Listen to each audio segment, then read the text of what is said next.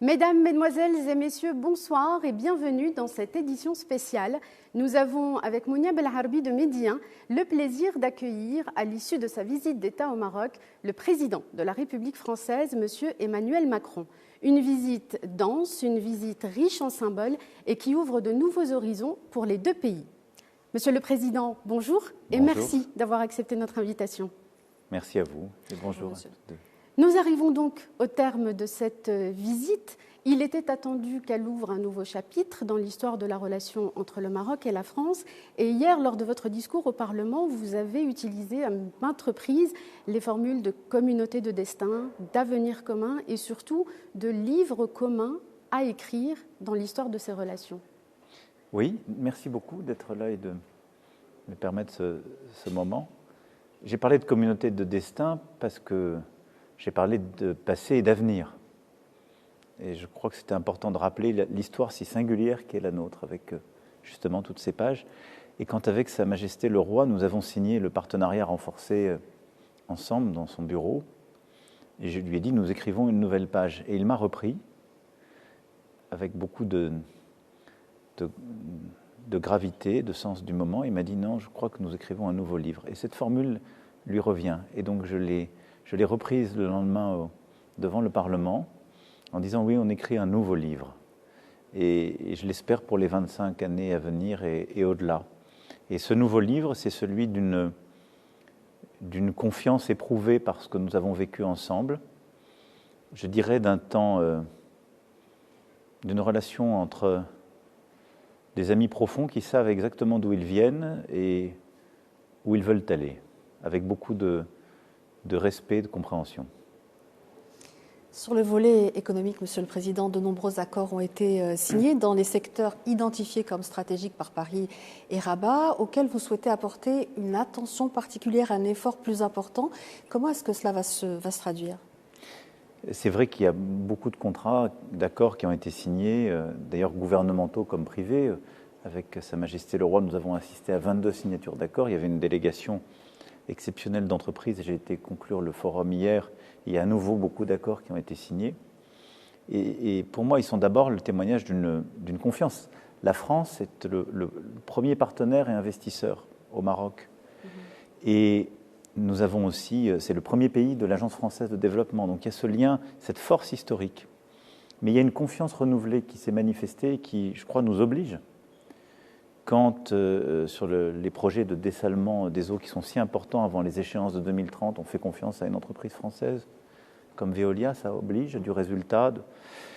Quand, à nouveau, c'est Alstom et la France qui est choisie pour produire les TGV, le transport, ce qui permettra de lier vraiment nord et sud du pays, c'est un moment très important.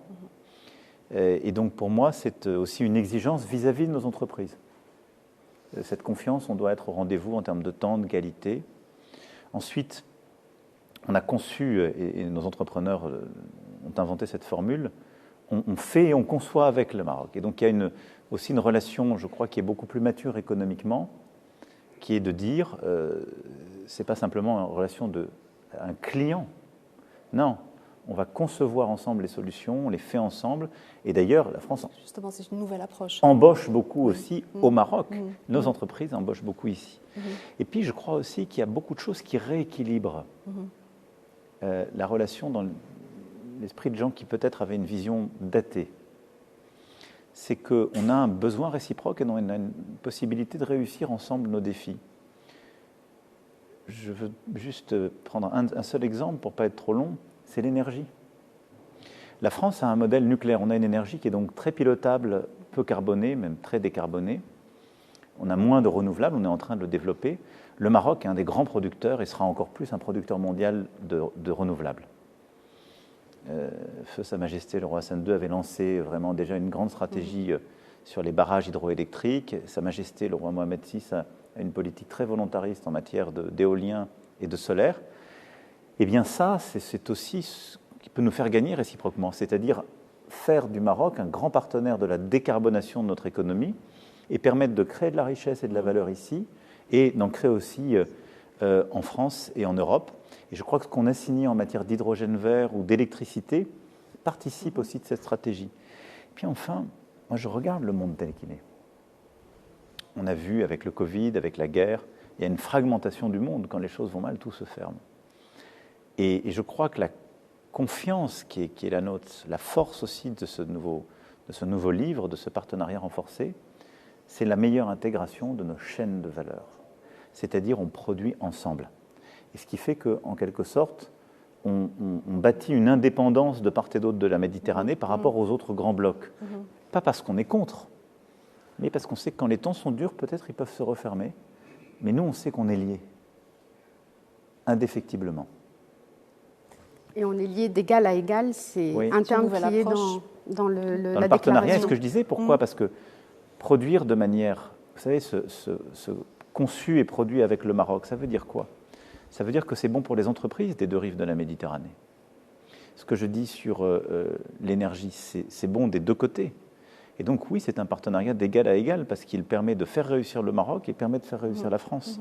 Et je crois aussi qu'il fait de nos deux pays des plateformes qui font rentrer vers deux continents et avec des stratégies très cohérentes. Alors je reviens encore une fois à votre discours au Parlement. Bien sûr, il est question de tous ces investissements économiques et du nouvel élan apporté à tous ces projets.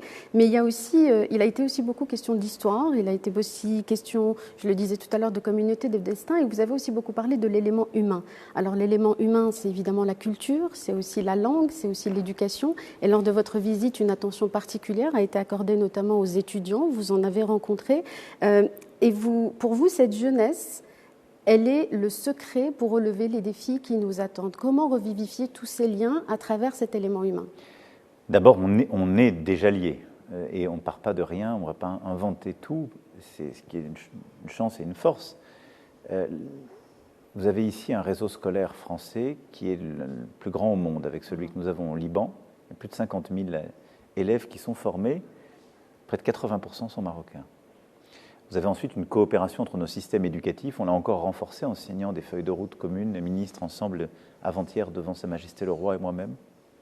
On a investi beaucoup dans le supérieur et je veux vraiment dire l'admiration que j'ai pour le modèle marocain d'université, d'institut de recherche et de l'université académique jusqu'à la business school. C'est impressionnant de voir vraiment l'investissement qui a été fait. Nous voulons, et nous en sommes partenaires là aussi, d'égal à égal, parce que la stratégie qui a été adoptée par le Maroc, et je crois qu'il doit inspirer toute l'Afrique, est une stratégie qui consiste à bâtir les filières ici, et ensuite à envoyer plus tard, quand ils le choisissent, des étudiants. Et ce qui fait que la première communauté estudiantine que nous avons en France étrangère est marocaine. Et ça, c'est une formidable force. Dans les accords qui ont été signés, il y en a un pour moi qui compte beaucoup. On s'est engagé à vous aider à former 1000 doctorants nouveaux dans les années à venir. Parce qu'il y a une nouvelle génération qui arrive dans le supérieur, et il va falloir aider à ce qu'ils accèdent à l'excellence en matière de recherche, mais à ce qu'ils deviennent aussi des très grands formateurs pour d'autres enseignants. Et ça, je crois que c'est un geste justement de confiance, d'engagement. Ensuite, cette jeunesse, il faut qu'elle puisse réussir ici. Nos entreprises l'embauchent, mais les entreprises marocaines et du monde entier qui investissent dans votre pays. Quand elle le choisit, il faut qu'elle puisse aller en France et étudier, chercher, entreprendre, et qu'elle puisse revenir. Et je crois aussi que ça, c'est ce partenariat, je dirais, oui, respectueux et d'égal à égal qui est important. C'est-à-dire, on ne doit pas avoir peur de cette jeunesse, elle est notre chance. Il n'y aura pas de croissance sans cette jeunesse. On ne doit pas avoir peur de cette jeunesse, on doit lui faire confiance, parce que c'est elle qui inventera et qui écrira ce livre, beaucoup plus que nous, il faut être lucide. On doit tout partager et se dire, au fond, cette jeunesse, on veut qu'elle puisse circuler sur les deux rives, mais on ne veut pas voler les talents. Et moi, j'ai été frappé, c'était dans une discussion qu'il y avait hier dans un panel, je crois que c'était le directeur général d'Attijari Wafa Bank qui disait on veut garder les talents chez nous qui restent. Il a été acclamé par on sentait que chez les entrepreneurs. Et il a raison. Il a raison. Et donc la France va être un partenaire de cela. Donc oui, moi je crois beaucoup dans la jeunesse française et marocaine et binationale, parce qu'il y en a pas mal. La question du Sahara, Monsieur le Président, dans votre lettre adressée au roi Mohamed VI le 30 juillet dernier, lors du 25e anniversaire de l'accession au trône, vous avez affirmé que le présent et l'avenir des provinces du Sud s'inscrivaient dans le cadre de la souveraineté marocaine et que le plan d'autonomie constituait, je cite, désormais la seule base pour aboutir à une solution politique juste, durable et négociée. Le souverain a répondu à votre lettre, qu'il appréciait pleinement, bien sûr, le soutien clair que votre pays a apporté à la souveraineté du Maroc sur cette partie de son territoire et que le peuple marocain et les forces vives mesuraient toute l'importance de cette décision. Comment aujourd'hui traduire en actes cet engagement de la France ? C'est d'abord le traduire en s'engageant résolument, diplomatiquement aux côtés du Maroc pour qu'en effet le présent et l'avenir des provinces du Sud s'inscrivent dans la souveraineté marocaine. Et je crois que la position de la France commence à faire bouger d'autres Européens qui commençaient à infléchir leur choix. Et c'est de s'engager pour qu'en effet ce travail puisse avancer dans le cadre justement agréé par les Nations Unies et qu'il y ait ce mouvement qui puisse se faire. Et je pense que c'est vraiment un mouvement important sur le plan diplomatique, je le dis, évidemment pour le Maroc, pour notre relation bilatérale, mais pour toute la région. Et c'est pour ça que j'ai voulu le dire hier aussi au Parlement. C'est une décision que la France prend, aucunement contre qui que ce soit. Mais elle doit aider à une meilleure intégration régionale, à une meilleure stabilisation du Sahara, et partant de là aussi du Sahel. Et toute cette région a besoin de stabilité, d'un engagement, du sérieux, de la force et de la confiance, d'ailleurs, que le Maroc a eu dans ses provinces du Sud durant toutes ces années où vous avez beaucoup investi.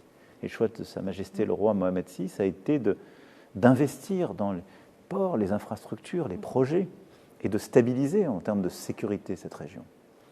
Et je crois que les voisins en sont conscients, et je voudrais que ça puisse se faire aussi dans un cadre pacifié. Donc c'est d'abord un engagement diplomatique international, c'est la conviction qu'il puisse y avoir une solution durable aussi, qui apaise toute la région, et ce faisant le continent africain. Et puis c'est un engagement concret, je l'ai dit, puisqu'à la fois l'Agence française de développement et les entreprises françaises vont pas simplement continuer, mais investir plus fortement encore dans les provinces du Sud pour des projets importants qui vont au bénéfice des populations. Et donc c'est aussi un choix d'avenir, et c'est des projets qui sont importants pour le dessalement, pour l'aménagement d'infrastructures, pour les ports, pour le développement énergétique. Il y a un très grand projet, par exemple, de production de carburant vert. Enfin voilà, ce sont des choses très concrètes. Des secteurs stratégiques aussi. Alors, vous avez évoqué le fait que le Maroc était un passeur vers l'Afrique, et le développement de ces provinces du Sud que vous venez d'évoquer, sous leadership royal, est important pour toute l'Afrique atlantique. On rappelle que l'Afrique atlantique, c'est 23 pays, c'est 70% de la population du continent, c'est 40% du commerce interafricain, c'est dire l'importance de cette zone.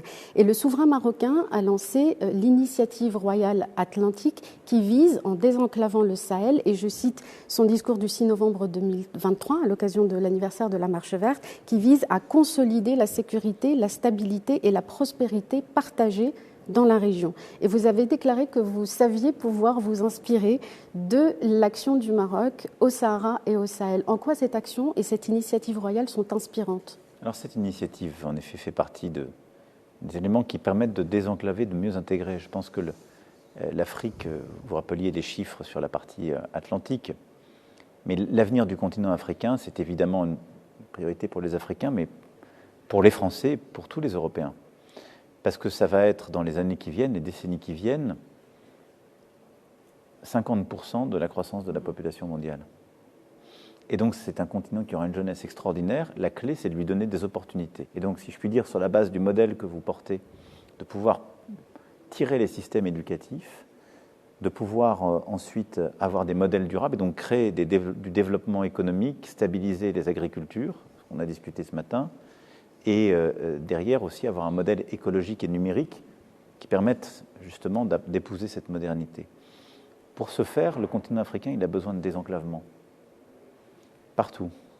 Et donc c'est pour ça que nous soutenons toujours les initiatives, par exemple, d'unité monétaire et commerciale renforcée au sein de la CEDEAO. C'est aussi pour ça qu'on a fait ce mouvement historique il y a quelques années de complètement changer la logique du monétaire de la région et permettre qu'elle s'ouvre, qu'elle crée de nouvelles devises et que ça circule. Et je pense qu'à cet égard, la vision de Sa Majesté le Roi d'ouvrir, de désenclaver les pays qui n'ont pas accès à l'océan et de leur permettre d'avoir accès à cet espace à la fois de pêche et de commerce inédit est une très bonne chose. Et je pense que ça crée de la coopération transfrontalière de l'intégration régionale. Mais au-delà de ça, quand j'évoquais la force du Maroc sur ces sujets, c'est une capacité d'influence politique, c'est une crédibilité sécuritaire, et c'est aussi une influence culturelle, religieuse, qui, je le crois, peut jouer un rôle très important dans le Sahel, dans la région du Golfe de Guinée, compte tenu de l'histoire, compte tenu de la profondeur historique et de la légitimité du régime. Et je crois vraiment que c'est un point important.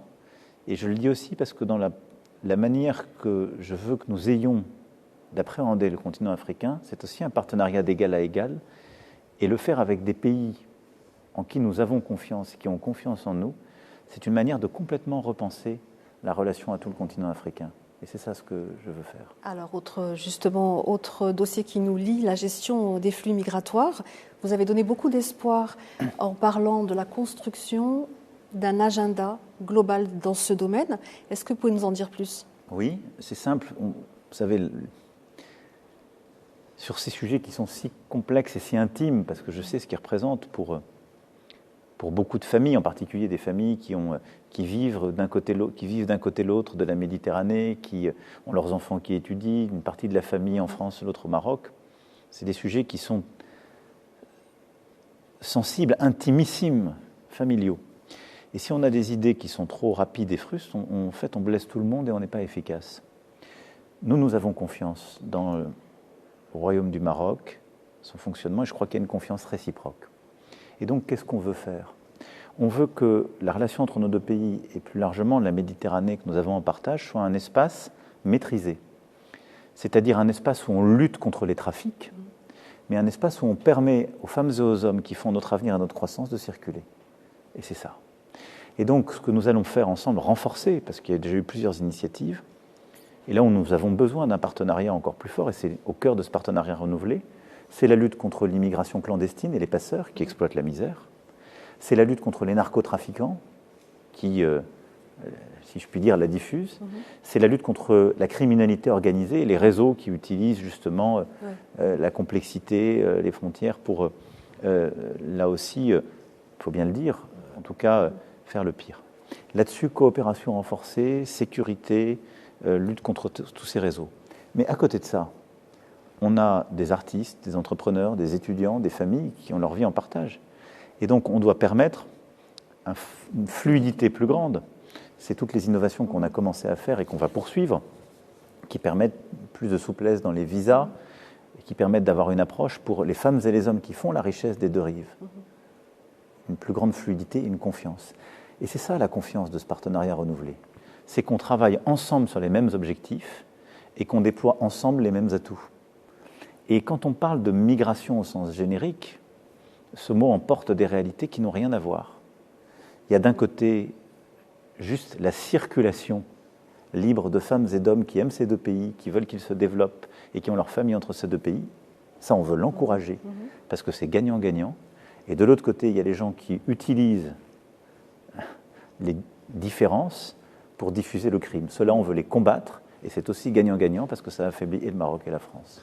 Voilà la stratégie. Ça paraît être du bon sens, mais c'est parfois compliqué à mettre en œuvre. Et dès qu'il n'y a plus de confiance, on pense que, en quelque sorte, durcir d'un côté réglerait l'autre. C'est faux. D'où le terme global, agenda global. Voilà. Monsieur le Président, il nous reste un dernier volet à aborder, c'est la question du Proche-Orient. Cela fait maintenant 1 an qu'une guerre ravage cette région du monde, une guerre qui aujourd'hui s'étend. Quel monde, selon vous, se dessine pour demain quand on voit que ne sont plus respectés ni le droit international, ni le droit humanitaire, ni les valeurs qui étaient au fondement de l'humanisme et qui étaient le socle du monde de l'après-guerre? Donc quel monde, selon vous, Monsieur le Président, se dessine pour demain?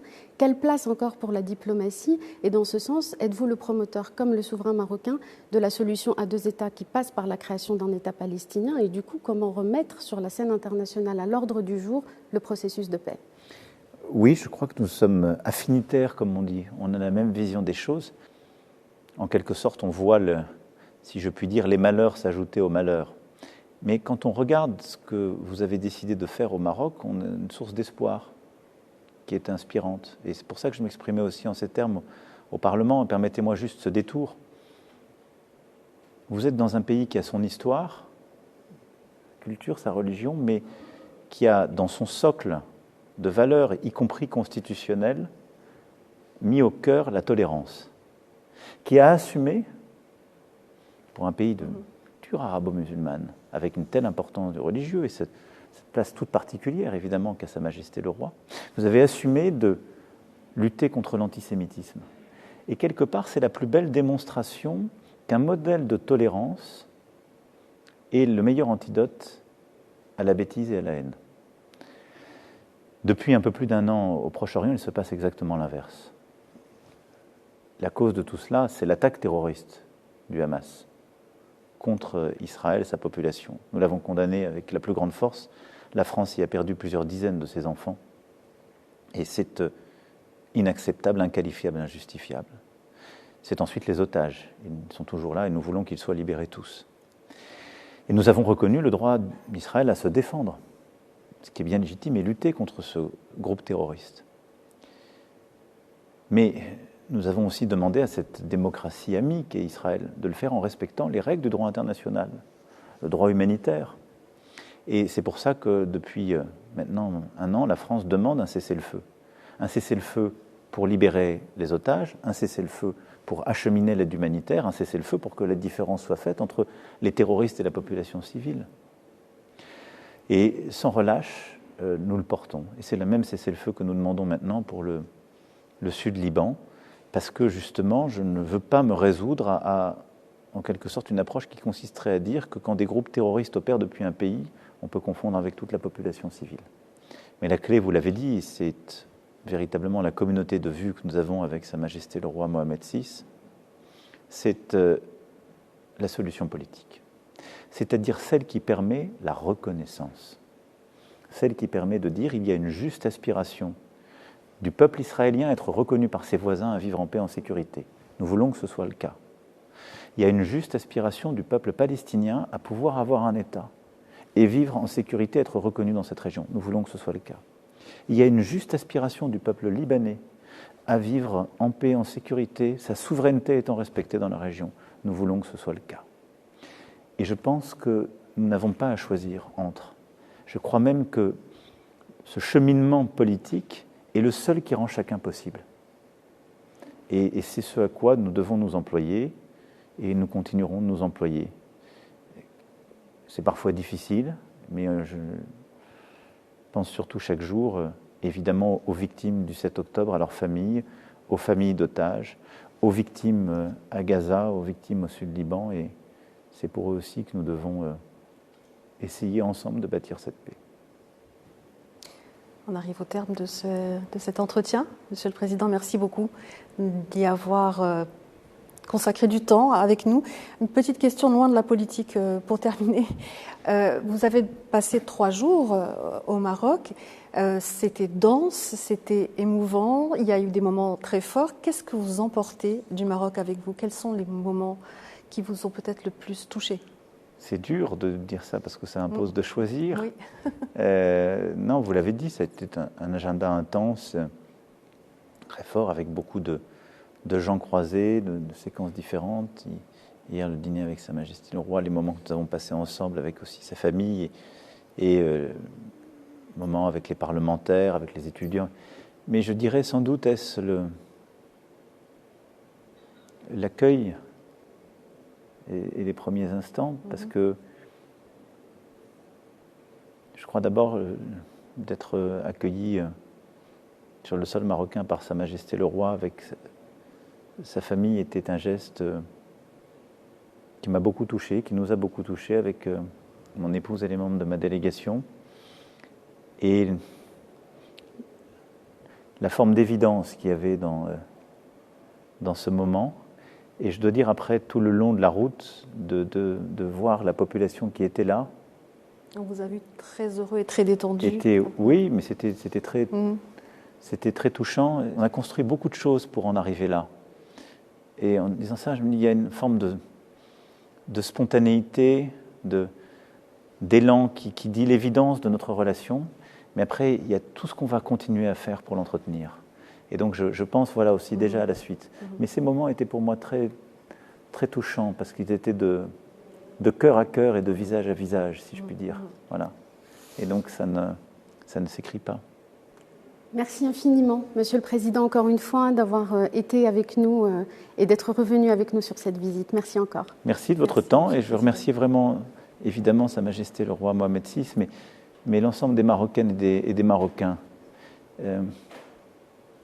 C'était très important pour nous. Je ne parle pas que pour moi, mais pour les Françaises, les Français. Cette visite, ces jours et tout ce qui s'ensuit. Voilà, donc merci. Merci à vous. Merci à vous tous et à vous toutes chez vous de nous avoir suivis. Restez avec nous dans un instant la suite des programmes. Très bonne soirée à tous.